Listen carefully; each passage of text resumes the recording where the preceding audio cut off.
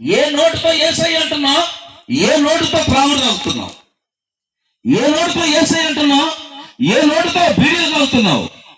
ఏ నోటితో యేసయ్య అంటున్నావు, ఏ నోటితో అపవిత్రమైన మాటలు మాట్లాడుతున్నావు? ఏ నోటితో అయితే నన్ను రక్షించు, నన్ను కాపాడు అని వినిపించాను, ఆ నోటితో ఏ అతిక్రమం చేస్తున్నావు? ఈ రోజున నా ప్రభు మాట్లా, నీవు తలుపు తీస్తే వస్తానని, నీ తలుపులో కొరత ఉంటే వస్తాడు, నీ తలుపులో చేదు ఉంటే వస్తాడు, నీ జీవితంలో స్థలము లేకపోతే ఎలాగొస్తాడు?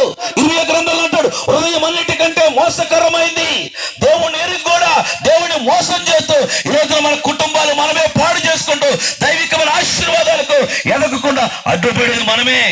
దేవుడు గొప్పవాడే, దేవుడు బలమైన వాడే, దేవుడు ఇస్తాను అంటే అత్యధికంగా ఇచ్చేవాడే. ఈ రోజున ఆ దేవుడిని ఎరిగిన నీవు ఎందుకు పొందుకోలేకపోతున్నావు? ఎందుకు అనుభవించలేకపోతున్నావు? ఎందుకు సమృద్ధి స్థానం లేకుండా పోతున్నావు? ఆ తలుపు తీస్తే వస్తానన్నాడు. ఒకవేళ తలుపు తీస్తే రావాలనుకుంటే ఏముందో తెలుసా? 97:10 కీర్తన 97:10.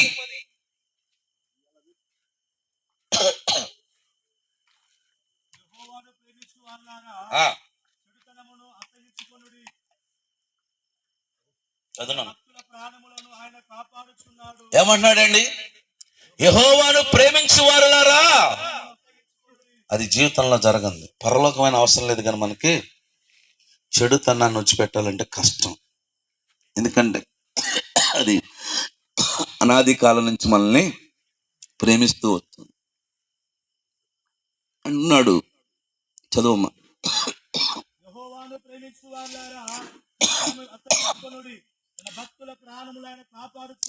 యెహోవాను ప్రేమించు వారులారా ఏమన్నాడండి? చెడుతనాన్ని. నీ దగ్గరికి ప్రభు రావాలంటే ఏం చేయాలంట? చెడుతనాన్ని అసహించుకుంటున్నావా?